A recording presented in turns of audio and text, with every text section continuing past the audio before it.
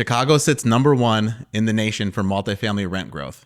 I just sat down with Jordan Gottlieb, multifamily broker at Essex Realty, going over all of the things that are going on in the Chicago market. Take a listen. I'm sure you'll enjoy.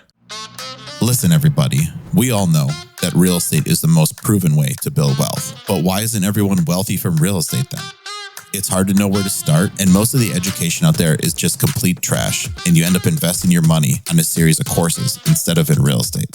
That's not how this podcast works. We give you the blueprint to successful real estate investing and bring on guests actually willing to share their secrets.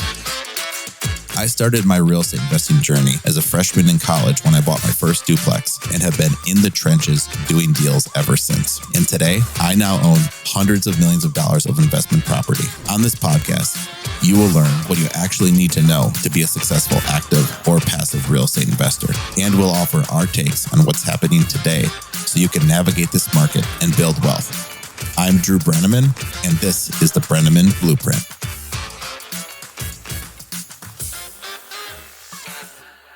Today's guest is Jordan Gottlieb, multifamily broker here in Chicago with Essex Realty. Welcome.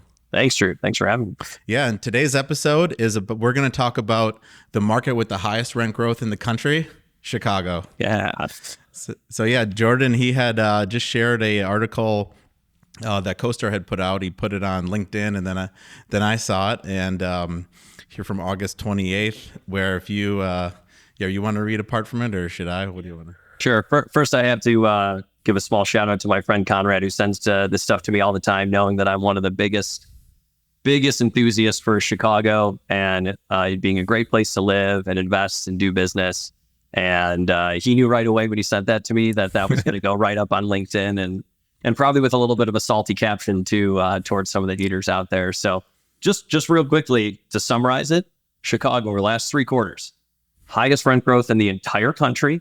And then what CoStar did, which I got to give them credit for, also talked about the lack of incoming supply into the market. And it turns out Chicago, as a percentage of the available inventory right now, is essentially building about the least number of units in the entire country for almost any metro market out there. So just a quick headline: highest rent growth, highest demand, least amount of incoming supply. I think a lot of us took economics at some point. I forgot most of it, but I do remember high demand, low supply. You want to own something there. So I just wanted to read a little bit of excerpt just so you have it. It basically says, over the last 3 quarters, Chicago rents are rising 3.6% annually. I know you and I would agree, just as with our finger on the market, that seems really low. Yeah, not enough. Not enough. 10, 20%, even in some cases, what we've seen. It's 3 times higher than the national average. Chicago's annual rent growth is 5 times the average of nearly the 20 other major metropolitan areas. 5 times.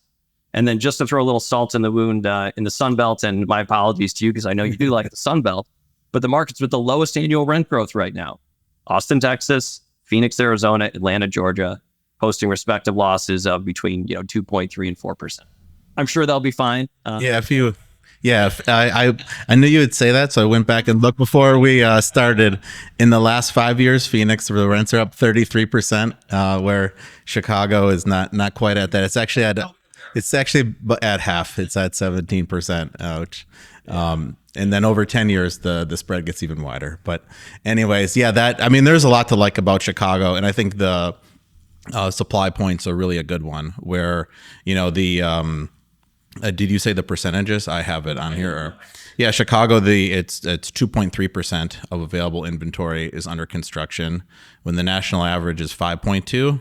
But in the 20 major markets, the 20 biggest, 6.8% is the average. So yeah, not in Miami and Austin, average, something closer to 15 to 20%. Yeah, and then you've seen rents, at least in Austin, pull back because of that. So right before we started recording, I was saying perfect time to move there and buy on the dip. So, which I mean it. So yeah, exactly. And I think this is kind of what I've always said, about Chicago. There's a regression to the mean in a lot of these things, right? People start moving to one city largely because maybe for a variety of factors, but a lot of it has to do to upgrade your housing situation, right? Well, if everyone starts moving to the same 5 cities, what happens? It becomes less affordable for everybody, and then that starts to slow down. And I honestly think that happened in Chicago to some extent, right? It did get quite expensive to live here, and it still is not a cheap city to live in.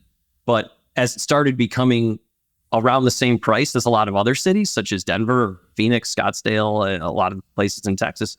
Well, that starts to even out. Well, that it becomes a lot more attractive for people to live here as well. So I think things go up and down and largely end up kind of right back in the middle.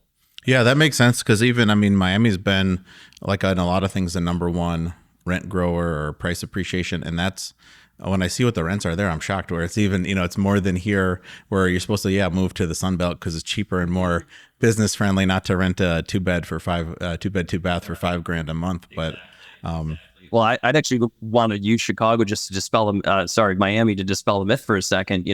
We get constantly berated with these headlines about population growth or population losses in various cities, right? And it's always, you get the Cranes e-blast that says this amount of people have left, this amount of people, and it's like a dire, like stabs you in the chest when it happens, right? Well, that doesn't necessarily correlate to property values, right? Miami, the city and its county actually lost population in the last couple of years for the first time in going back decades. And I don't think anyone would say investing in Miami real estate over the last few years has been a bad decision for people, right? So while I think population loss and growth can be a data point for some things, it doesn't really tell you what's going to happen in the real estate market in general.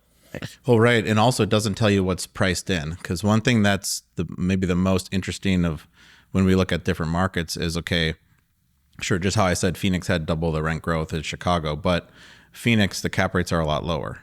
So it's not just as simple as going, okay, rents are growing faster here, let's go there. There's a lot more to it, where in Chicago you can buy, a 6 cap, today. And the lowest it felt like they ever got for the kind of stuff me and you work on was like a 5.0 cap maybe. Yeah. Whereas in Phoenix, people were buying 3 caps. They were, be able to stabilize them to almost a 5 in like a year, but they were buying, that's a huge difference in what your deal looks like, where, you can't, you're going to be really limited on your debt options. If you're buying a 3 cap, you're putting a lot more equity down. It's a totally different animal. So yeah. And everything I'm going to say has to do with mid-market real estate, right? So I generally, in my company, is doing deals between $2 million and $30 million, right? So we kind of call that the private capital market, mid-market multifamily real estate, right? Where institutions do play in this space from time to time. That's mostly in the 50, 100, and $200 million deals. Institutions are not a big player in Chicago mid-market real estate. It is a lot of private, what we would call private equity or private investment, right? It's someone using their own money, or it's someone doing a little friends and family type of raise. So that's what I'm discussing here. I said this for a while as people kept going to the Sun Belt and other locations. I get it. Those places were growing faster, but it was, as you said, it was priced in. We were selling 5.5 caps, maybe as low as 5, but mostly for the best stuff around 5.25 or 5.5. And if you went to these places in the Sun Belt, from my understanding, mostly from you telling me actually, it was in the 3s. That's a huge spread. 200 basis points, that's a huge spread. And what you weren't able to do, and I know you've covered this before, is that a 3.5 cap does not allow for fixed rate debt on a property at acquisition unless you're putting it. Well, unless you want to do 30% loan to value. Yeah.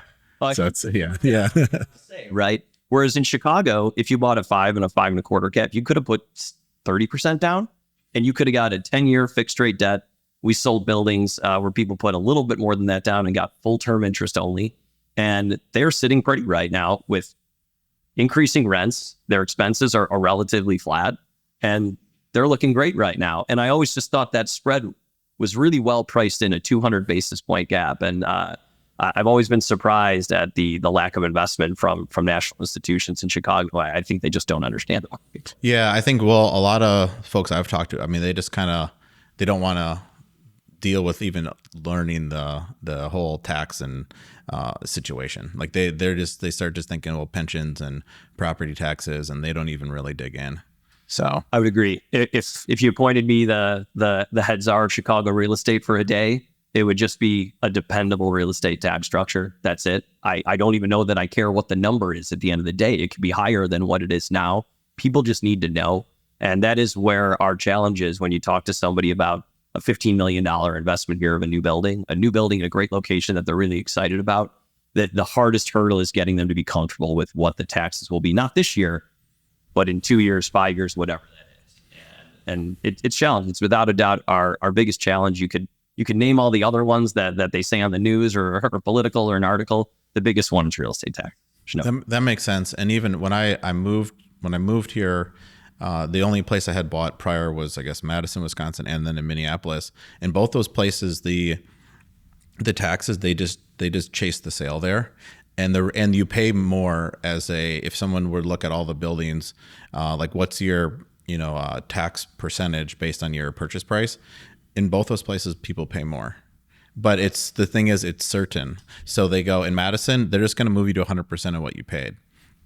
Twin Cities, it was like in the 90s, the percentages. Yeah. So if you paid 10 million, you're going to be somewhere between 9 million and 10 million of assessed value next year. So you had a lot of certainty, but like it was like, to put it in an apartment sort of vernacular, like Minneapolis, it's in the 20 something percent of effective gross income for taxes. And in Chicago, I mean, it's all over the board. It's somewhere between 8% and 22%, with most people kind of falling around the 15 to 16% window. Yeah. So that's what you see. Depends on the building. If you have a newer building, you might be on the higher end of that curve, but certainly I've worked on a lot of vintage buildings over the last 15 years of my career. You see them as low as 5 or 6%. Sometimes you see 10 and 12%. I was actually going to say the most common number we see is really between 10 and 12%. It's actually a little bit lower than you'd think. That's more for vintage stuff that hasn't sold in a while, and maybe the rents are even a little bit lower. But this is what I've heard over a period of time. Everyone thinks Texas is this low tax place, right? My understanding is if you buy a building in Dallas, they're going to chase that sale, and you're going to pay what, 25% of your income? So yeah, give or take. But also, I mean, the tax rates are essentially the same there as they are here. 2% roughly. But then they're pushing you all to your purchase price. Interesting thing with Texas is it's a non-disclosure state. So part of the reason that it's the assessors, I feel like they're aggressive, is because they don't know your purchase price actually. So it's all private information. So yeah, if you like any broker OM, like they're always unpriced. The taxes, they just leave them kind of as is, and you need to make your own assumption. Because they don't want to give any more ammo to the assessor, even though all the assessors, I'm sure they have CoStar and Trap, and they can just look it up or figure out what kind of loan you put on it. But so what they do though is they'll move it to what they think's market value, and they keep pushing it up. And at some point you come in and say, hey, I'm assessed for 11 million. I only paid 10, and then you want to get it down to what you paid. And so that's kind of the game down there. But I think you're right. It's more about just knowing, like, it's the stability of stuff. Because I mean, there's one example where I bought an 8-unit. This is in 2014, where the taxes were roughly 30 grand a year, and based on kind of what everyone would underwrite, they should be going to like 45,000 a year. So that's what I underwrote. The next year they dropped into the 20 something thousands, and they've been there for the last 9 years. The main thing is, like, if there was more certainty and I knew what was going to happen, like, it would have been between 20 and 30,000. I could have paid more for the property, but instead I'm paying based on sort of like more of a, I don't know, I guess what was more of a worst case scenario. We didn't even need to have in there. I think property values would rise because there would be certainty, and it'd be just easier to understand. And that's what people like when they're investing, right? We're in an age today where you can invest anywhere in the country, right? You're a short flight, you're a Zoom call. It's very easy to invest wherever. Even when I started in 2008, it was actually relatively uncommon for people to try to invest in places they didn't live in. It was just a lot harder, right? Technology makes it so it's not so. I'm talking about it like it's like the yeah. But honestly, it's reality. I knew almost nobody that invested in other places, or certainly they didn't do it in an active way where they ran the deal. They just did it passively through other people. And now with the chance to invest in a lot of places, well, if one place is impossible to figure out your biggest expense and the other ones are easy, even if it's more. And like I said, in Texas and a lot of times in Florida, your taxes as a percentage of your income are in fact going to be higher than here. People complain about taxes all the time, but they're actually not that high as a percentage of your income. When I started, it was almost always 15% of your income. Almost always. You're talking about at the property? What's 15%? Personal in the property? What are you talking about right now? So in 2008, when I started, your property taxes would be about 15% of your something. Okay. Your standard. Yeah. And rents were much lower. Now, I'd say they've fallen below 15% pretty substantially for a lot of buildings, and rents have doubled or even tripled since that time. So taxes here are not that bad. It's a very difficult system to understand. The positive of it is if you're here doing business here and you understand all the little kinks that go along with living in Chicago, and there are a lot of them, building department, a lot of different things, right? Board of review. You've got a competitive advantage over a lot of people. If it's an easier market to understand, well, that might allow bigger companies, playing with funny money to come in and outbid you for things. And I think you own a lot in Chicago that you might not own if it were just a little bit easier to understand. I mean, we were buying these deals where they would, go in at a 5.5 cap, raise the rents. Now it's a 6 something cap.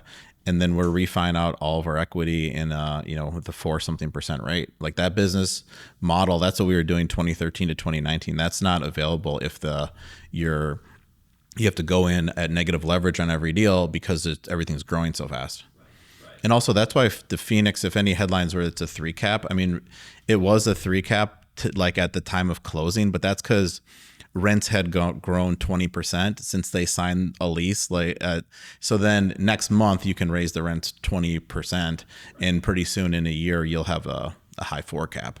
So really, the comparison, like in a lot of those Sunbelt places, was, will you take a high 4 cap next year, or do you want a low 5 cap in Chicago right now, and next year it'll still be a low 5 cap because rents were basically just keeping in line with expenses from like 2015 to until 2 years ago. And now that 3% rent growth number is not enough on CoStar. We were talking about that too, where that's because we had on new leases last year, I feel like we were raising rents 5% with relative ease, and this is from like the previous high, not of some a lot more if you're coming off a low lease or something that a 2020 low rent. And then we just did the same thing this year. If not, we're able to push it even further, because last year it surprised us where everyone's renewing or these things are renting quickly. So we didn't really know what was up till, let's say, in leasing's real seasonal. So it started in,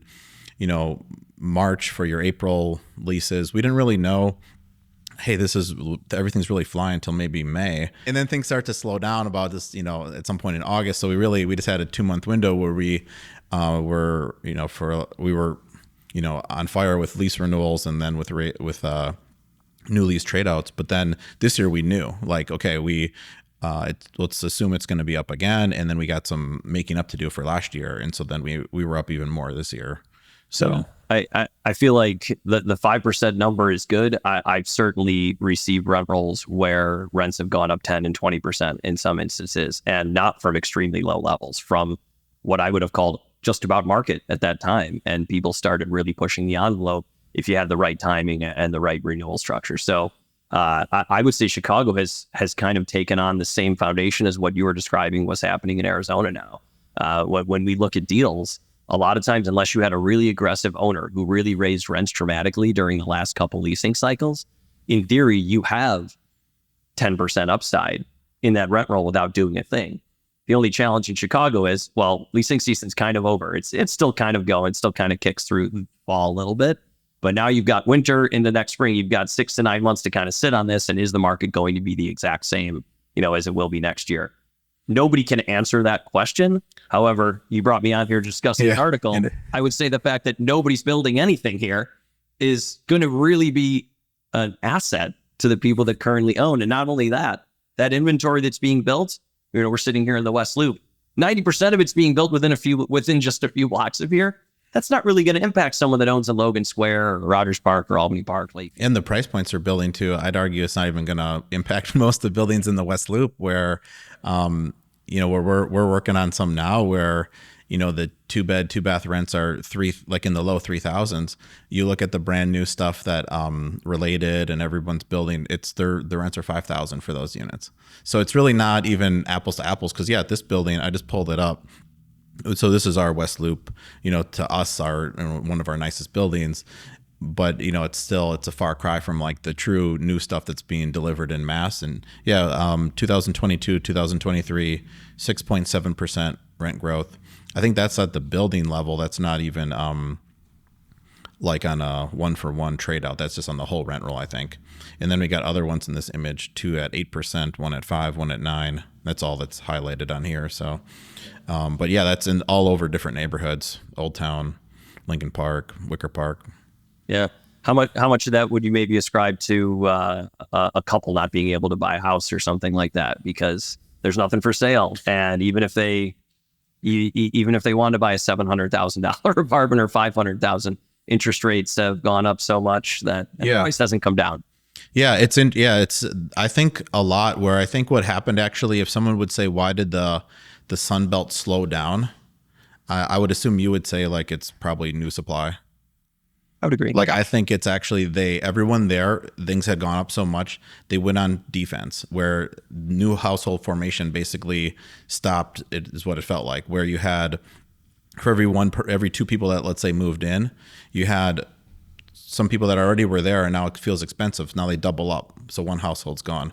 One of the other ones, they decide, okay, we'll go back to California. It got more expensive. It's, it's 100 from Texas to California.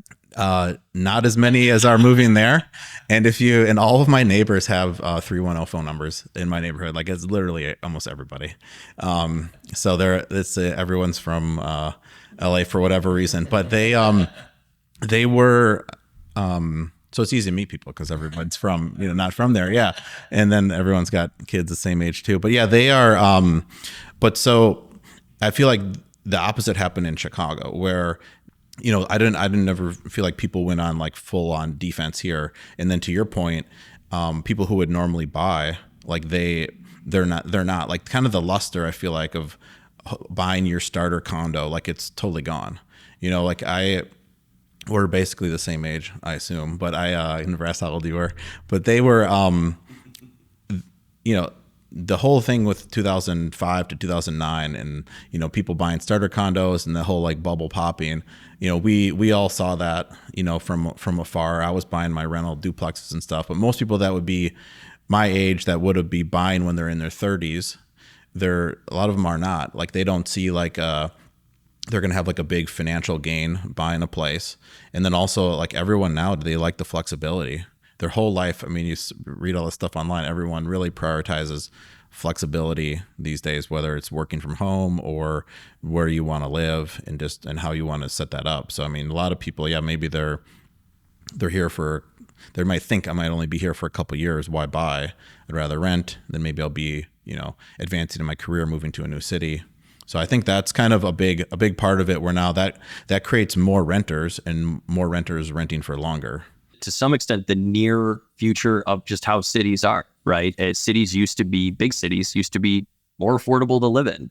You could have had a normal job and bought a house, and lived in a place like Chicago. You could have even done it in LA. Not, this is a while ago. Yeah.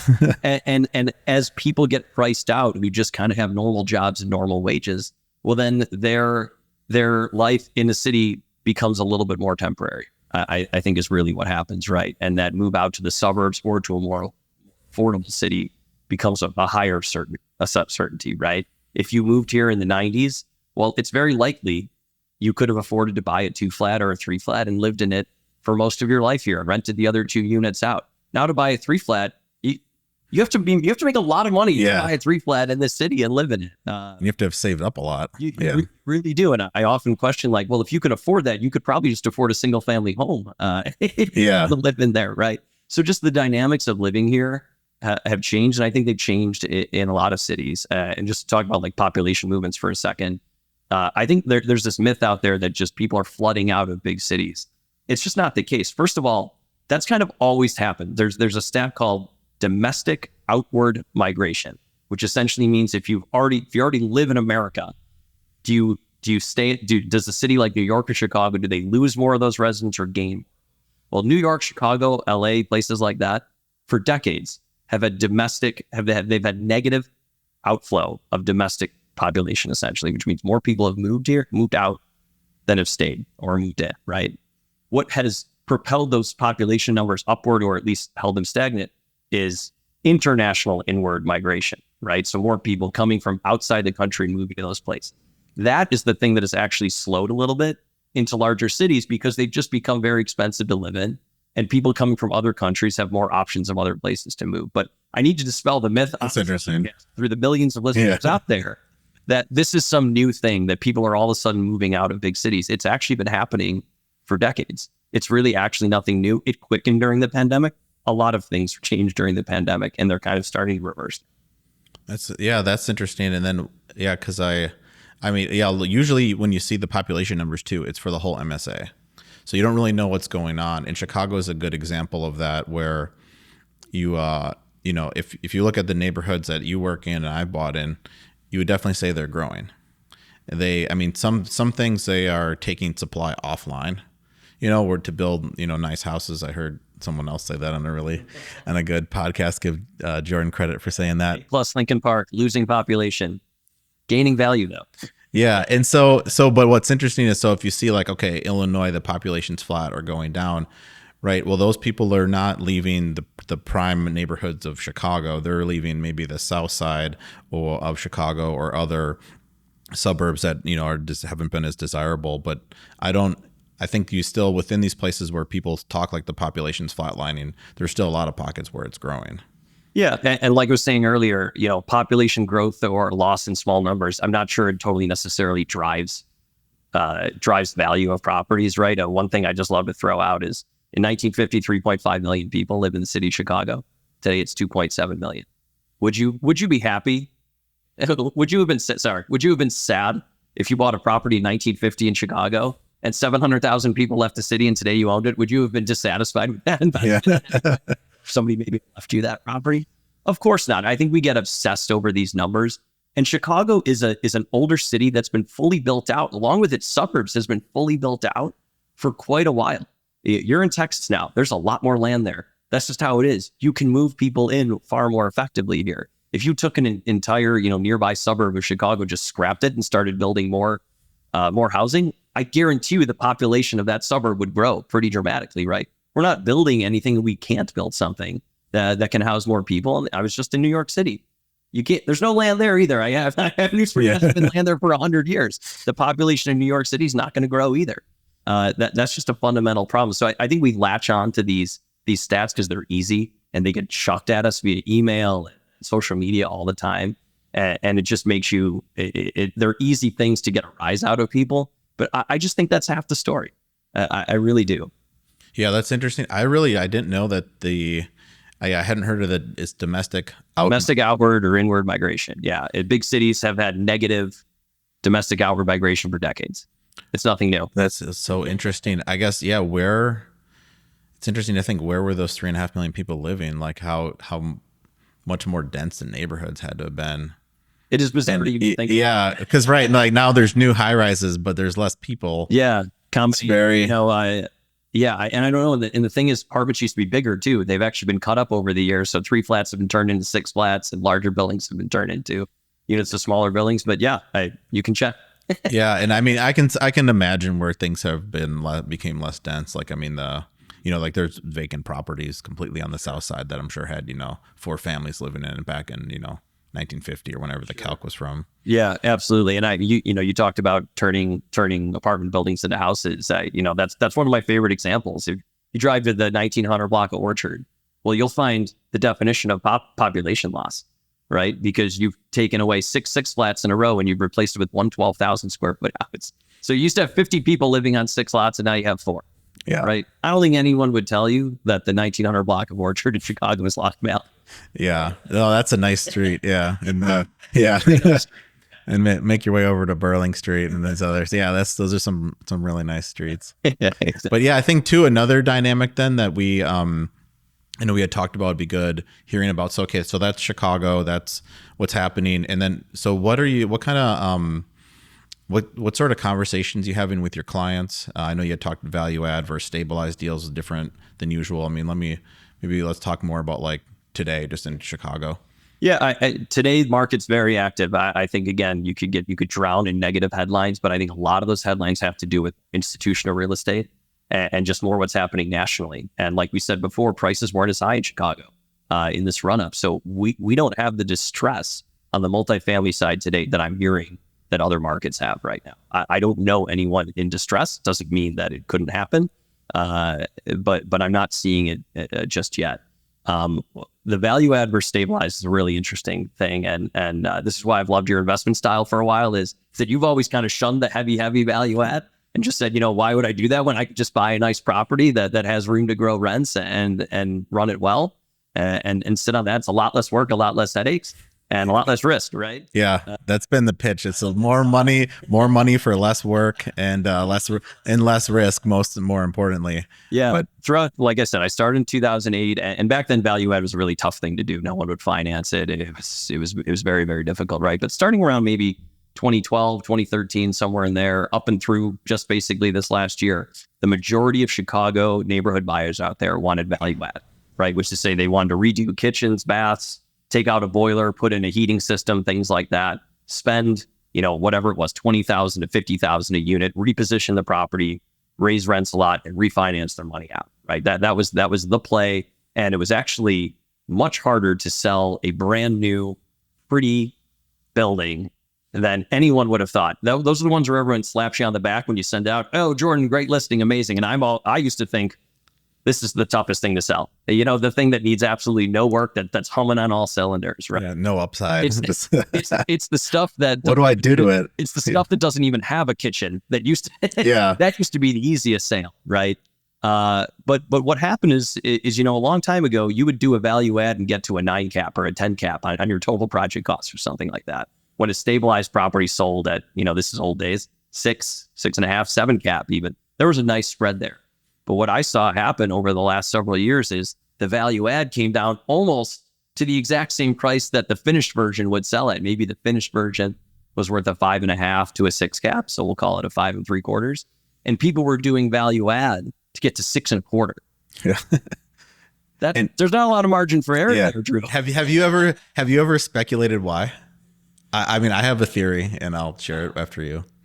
I'll throw a few out there. I don't want to get anyone in trouble because they've certainly told me why how they do it. Well, one, it's easier to refinance your money out, right? That's recycling capital. It's easier to do it. If you buy a stabilized deal and put Freddie debt on it, it becomes a lot harder to, even if rents do go up, it becomes a lot harder to refi that money out, right?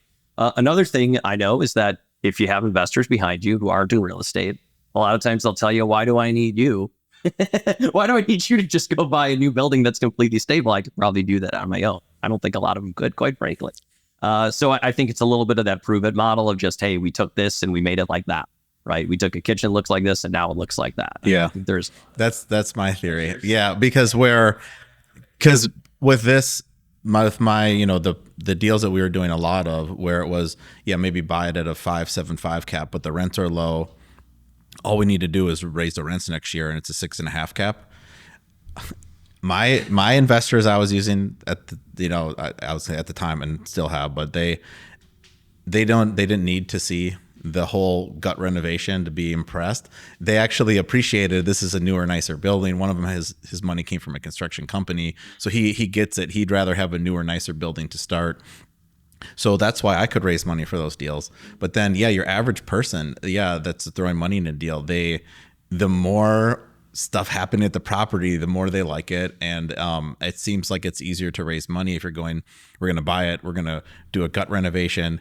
And it's like, but then it's still like a tighter yield. But then that's what everyone then was gunning for. So that's kind of, so I thought that's the case too, where I need to show some activity to, justify essentially myself in the equation is what, they would maybe be saying, but on the flip side, it doesn't, I would feel like you could explain around that. I mean, I have, why would you want to have all these moving pieces and take on all this risk and you have to then execute a refinance? Why would you want to take all that on?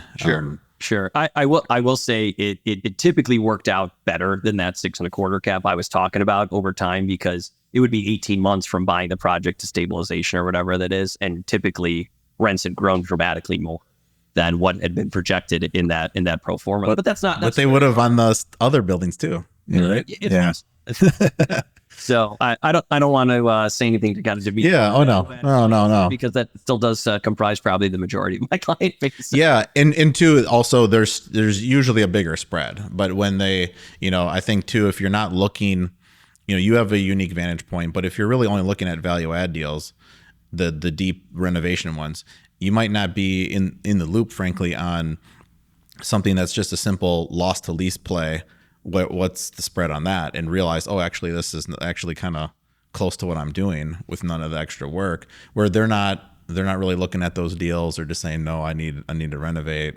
And they don't even, not even in the loop potentially where you are. So you're seeing that. That is typically what happened until, I would say, I'm losing track of time now, but I'd say maybe 18 months ago. All of a sudden you started to hear the people who would always say, no, I need to do work. I need to do work. I need to do work. Well, all of a sudden you started to hear them. Maybe it was probably about when interest rates started to change and go up, but rents were also starting to go up in Chicago, right? All of a sudden they were kind of saying, you know what, wouldn't be the worst thing to buy something that's already kind of nice, but maybe it's 10 years old, right? Maybe it's 15 years old. And I could do a new kitchen, a new bath, but I probably don't even need to do the whole thing. We're talking about cabinets or a backsplash or tile or something like that. And then I could take rents from 2,500 to 3,000 or something like that. And it's like, well, I used to do a gut rehab for that kind of pop. Yeah. Why would I ever do that? The other thing is too, let's just throw it out there. Construction costs are nuts right now. And that's been probably the key driver to bringing the heavy value add buyers into the more stabilized market, right? Because while your rent increases are higher than they used to be, your construction costs, I would say, have tripled from 10 years ago. It's somewhere in that range, probably. I've heard as much as $150,000 a unit to gut rehab a building. When you're talking about every plans, permits, architects, absolutely everything, that math doesn't work. It just doesn't. You don't have to throw it in the Excel or anything like that. It used to be $50,000 a unit to gut rehab. It used to be, a kitchen was $7,500 and a bathroom was $3,500. Things like that. It's just too much. And then, as you know, in construction or value add, it's hard to put fixed rate debt on some of those deals, right? So now you're paying a huge interest rate and you don't know what rates are going to be when you stabilize. And that's a huge question mark to go into a deal. So if you can buy something like the type of assets you're chasing, if you can buy something around a 6 cap and move rents up to market or redo some hallways or do some cosmetic work and some management work and raise your cap rate by 50 or 75 bips, it's a pretty good deal. Yeah, makes sense to me. That's how we've been. That's what we're saying, right? Yeah. That's why we've been playing there. But yeah, that I think that all makes sense and the reasons why those value add buyers shifted. And I know too, the city's been more strict on needing to pull full permits versus just pulling like a easy permit or repair and replace one. So then now that also added to the cost where now if on every deal you have to redo the insulation in the walls, you have to change out the water service. I mean, that alone on like say a 6 unit, I mean, that already added like 50 grand of cost. Water service is 25 grand. And I've never heard of it paying you more because the water service is new. Right. I've never heard of it. Yeah. So, but yeah, they tough pointed. Yeah. They don't care. Yeah, you don't get extra for that. But yeah, I think that makes a lot of sense where, and when people think 150,000, that's nuts.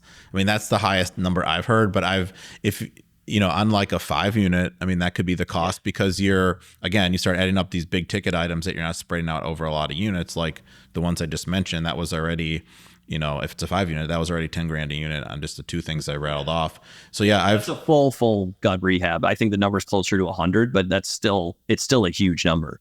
Yeah, which then when I looked at these deals in the Sun Belt, I'm like, people doing stuff for 10,000 unit, 20,000, but it's because you're not really doing much. Like you're basically, and people call it a renovation, but it's like you're painting the cabinets, buying new fronts, new countertops, painting, doing some like this. It's like so simple, it's almost funny, but it's like and then some stuff in the bathroom. But not touching any plumbing or anything. And they're like, I'm like, this is like a big turnover. Like, it's not even like a renovation, but it's, the reason it's because of that, it's because, all the plumbing, electric, everything's already like the modern stuff. Because like a lot of the renovation deals you're thinking of, they're built in like 1900, 1920. An old building in the Sun Belt was built in 1970, really a lot of the building boom didn't happen until the 50s and 60s when air conditioning was more ubiquitous, actually. Yeah. So then there was a big boom in the 70s and 80s until the tax laws changed in the 80s. And then there was kind of a lull in the 90s. Like that's actually the trajectory. So then, you don't need to do much to really move the rents because you have essentially, if you think of like buying a deal that would be built here in the 80s, if they didn't do something like where it feels really outdated with the heating and cooling, like it's just change the flooring, repaint it, spruce up the kitchen and bathroom, and you're out of there.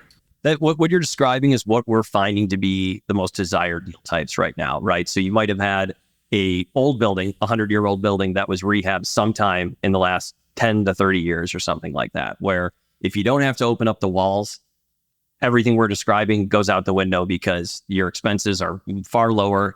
The city's involvement is essentially nothing if you're at an opening wall. So if you can keep things in the areas of the apartment you can see, and that's your turnover, that's your renovation, that's what people are loving right now.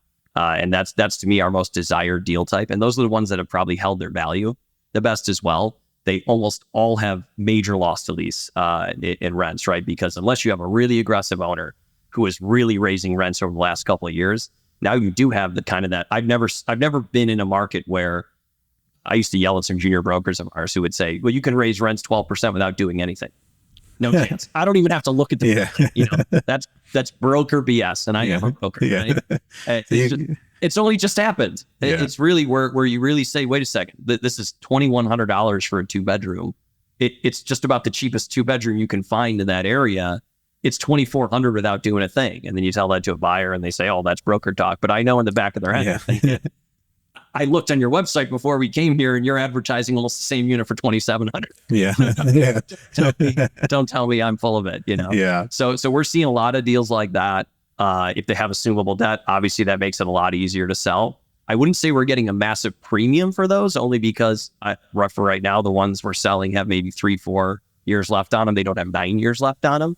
And people still have to kind of be comfortable with whatever they're going to be able to do in a refi in a few years. But that just makes the deal work, quite frankly. You can buy a 6 cap and finance it at 4.5, a lot easier than that way around. Right.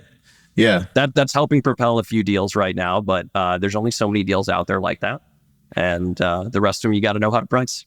Yeah. And that's, for the loan assumptions, it's, especially with these ones I see where it's got just 2 or 3 years of term, it's really tough to have that add much value to the property. Because a lot of people just look at it as like, okay, I'm just saving that much in interest, and then some like discount it back and take like a net present value of it, and like what is like my price today, kind of factoring that in. But unless you have like like you said, like 9 years of term, it's not really changing the whole profile of the deal. It's just changing part of it. You're paying less interest, you can put less down starting out, but if interest rates don't really change from here, or you don't move the rents enough, like you're going to need to probably add money when you refi. Just a PSA to any owners or brokers out there who are looking at properties with 2 or 3 years left on assumable debt deal. Every day that property starts to kind of lose its value to some extent, right? Because at some point they won't even let you assume that note, and these assumptions come with a 1% assumption fee, and then you likely have to come up with about 50 to 70 bips of other costs for updated appraisals, environmental things like that. Yeah, it depends how much the loan amount is, I guess, where it's... The more the better. And this is easier, right? The higher the number. But we're working on right now where it's like a $2 million assumption. It's the cost to assume that loan's about a little over $30,000. Yeah, I think it'd be more. What kind of lender? It's like a Fannie Freddie type. Yeah. So it's somewhere in that neighborhood. So you're saving... the interest savings is about that on an annual basis, right? So within about a year and a half, you will start recouping that investment on a 4.5 year. Yeah.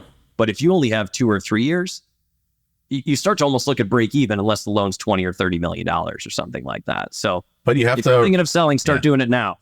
But you have to originate a loan anyway. So there's some of those costs are overlap, but some are not. Like there's on an assumption, you're paying an upfront review fee that you're usually not paying. A lot of times, you don't have to pay the point when you originate a new loan, but some of them are kind of cost you to pay either way: appraisal, physical inspection, lender legal. Like those overlap. That's the pitch. There's one particular lender in Chicago. I'm sure you know who it is, that comes with fairly few fees. Yeah. So if that's your alternate, I'm not doing a PSA. Okay.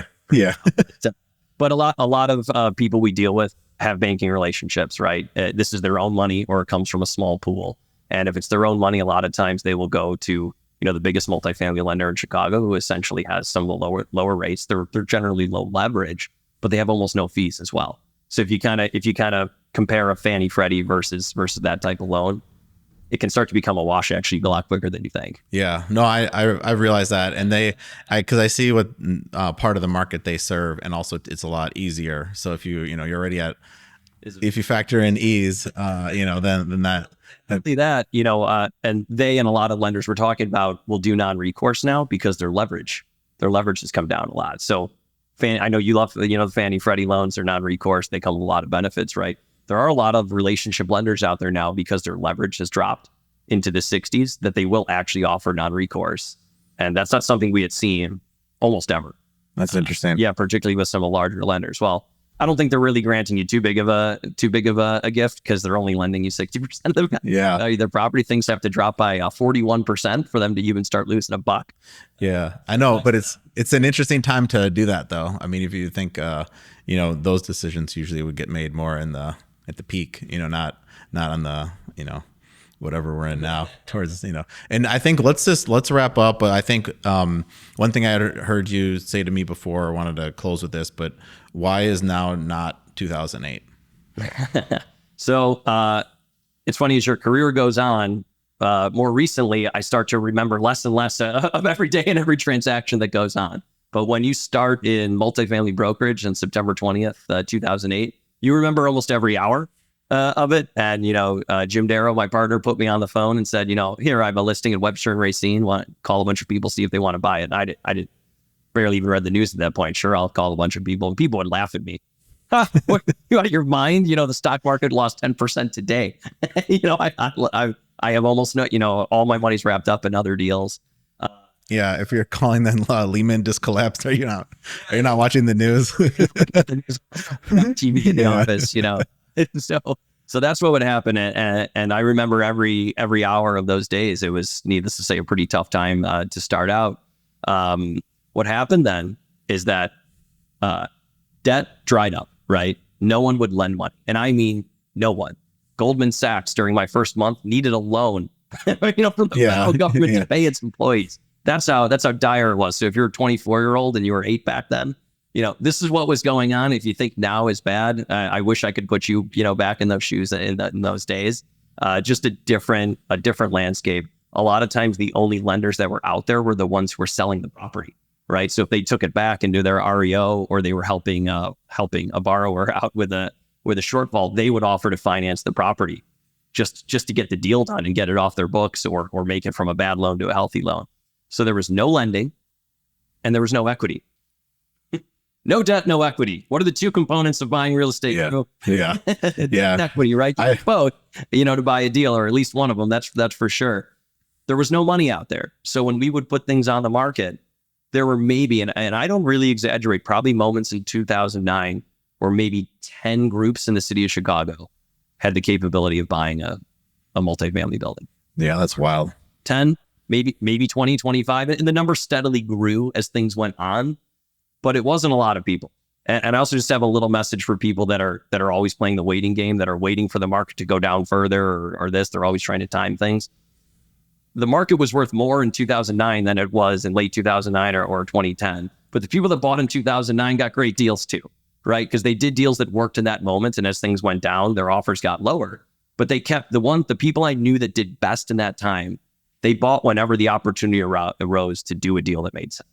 And that's the biggest thing. Right now, one of my bigger frustration is, I'm going to wait till there's more deals. I'm going to wait till there's more deals. You can't time the market. If you knew how to do that, you'd probably already be successful for a lot of other reasons, right? Don't do that. If a deal works and you have the ability to do it, and you like the real estate, you like the asset, it's a good product, just buy it. And then, there might be another one down the line at a little better deal, a little lower price, but you never know what the circumstances are going to be. And you never know when things are going to start going up. And I remember a lot of people waiting too long. And they jumped in 2012 or 2014 when things had already gone up. They probably did a really good job. They probably did really well for themselves still, but they passed up on a lot of deals back then. So summary, there was no debt. There was no equity. Right now, there's still a lot of debt, not as much as there was, a year or so ago. It's still a lot of debt out there though. And there's a ton of equity out there, a ton. No, that's what I remember too. And actually, before you said no debt, no equity, I was thinking those two things to myself, and I was thinking feels like there's no tenants. Like, because I bought three deals in 2009, 2 in 2010, 1 in 2011, and these were commercial deals. And it felt like if we lost the tenants we have, there's nobody to come back. Commercial tenants. Yeah. This is retail. This is industrial. This is office. and then I mean, and occupancies dropped in, multifamily everywhere as well. So yeah, that's what I was thinking too, because I know people who were buying stuff for, pennies on the dollar, some of these apartment deals, and especially in the real hard hit areas like in Florida and in Phoenix. And the reason those turned into just whatever values in half and all the crazy stuff that happened was there was nobody in the buildings. So you're buying them all cash. Yeah, you're just all your tenants they left and there's nobody there and it's in foreclosure. And I mean that's what I remember that as well, and was fortunate enough I had brand new fresh equity and was ready to go 2009. But we didn't. It was the same thing you're saying where it looked like things were going to get worse. But we were buying deals where our business plan was we're going to have it as a 7 or 10 year hold, or maybe longer. But that's at least what we were underwriting. And you look at that and you go, things by 2015, this is going to be turned around and we're going to, this is going to be good deals. And that's what happened. According to our deal sheet, 2014 was hot. It wasn't just it had recovered. Things were hot. Rents had grown. Interest rates were there where you'd want them to be. And things were really starting to move. That's what I remember. So if you bought in 2010, it was only 4 years until you would probably refied all of your money out of it, would be my guess. Yeah. Well, plus some extra. Yeah. Those are, yeah. Because rates moved down too that whole time. I mean, because when the rates we had in 2010, they were in the sixes, and so then rates went into the fours. Yeah, the first deal we bought was 5.5% interest, and then the next 5 were in the sixes, and then by 2013 rates were in the fours. Okay. But what I remember the same thing, and it was 2014. It was hotter. First time I ever paid below a 6 cap in my life. So look at you. Yeah, that was what it was like. I mean, it was, a 6 to an 8 cap leading up to that. Sure. So it was. Oh, I remember selling some deals that were in tough locations. Everything had been stolen out of the building. And I would venture to guess the people stabilized it to a 15 cap. Would be my guess. And we don't even say numbers like that. Yeah. Right. But it's crazy to say. It makes me feel old, when I say it.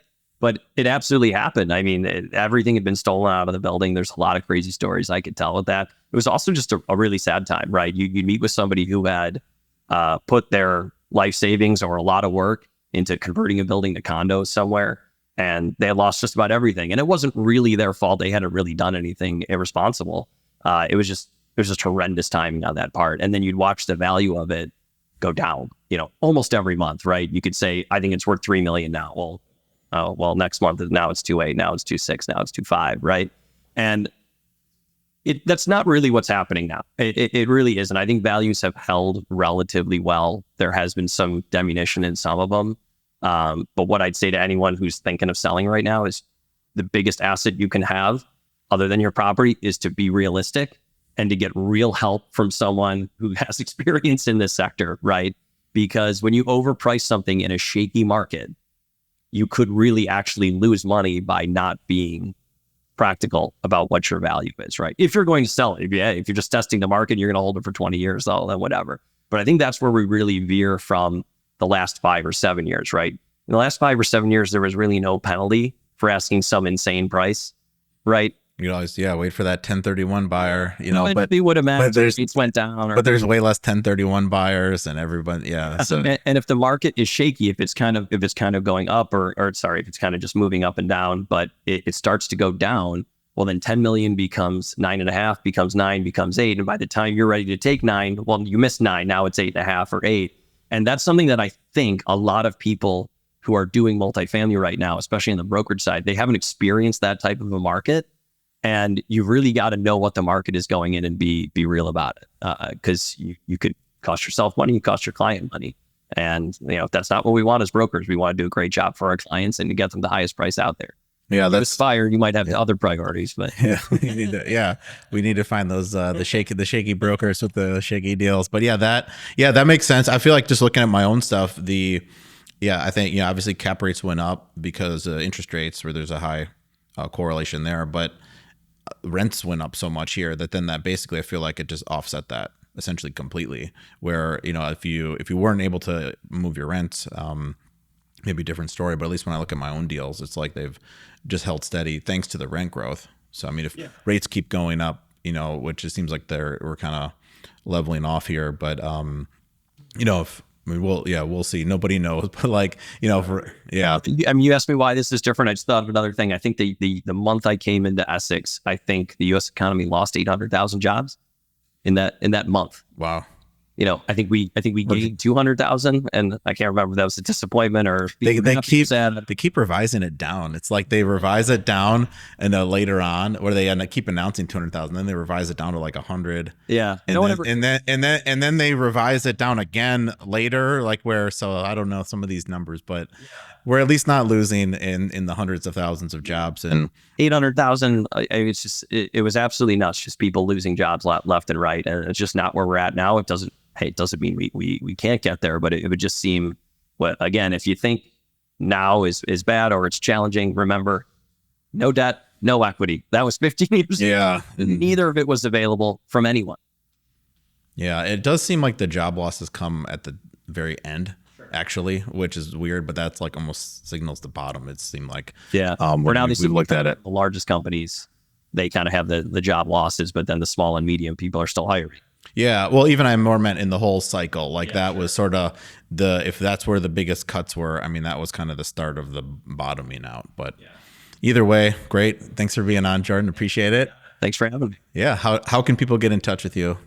They want to get a hold of you here. I'm not going to give my phone number out on the air, but go to EssexRealtyGroup.com. You can see our inventory there, and my contact information should be there as well.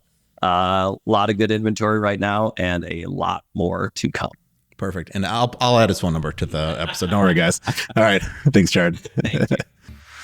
If you learned something from today's show, leave a review and hit that subscribe button wherever you enjoy your podcast. Dive deeper into real estate investing on Brenneman Capital's website, brenneman.com, where we have numerous free resources and information that can help both active and passive real estate investors. Accredited investors can get started today as a passive investor in our multifamily investment opportunities by hitting the Invest Now button on our website. The views and opinions expressed in this podcast are those of Drew Brenneman and guests as of the date of recording and do not purport to reflect the views or opinions of Brenneman Capital LLC and its subsidiaries. Views and opinions are provided for informational purposes only and should not be relied upon or deemed as investment or tax advice or an offer to buy or sell securities. The speaker cannot be held responsible for any direct or incidental loss incurred by applying any of the information offered.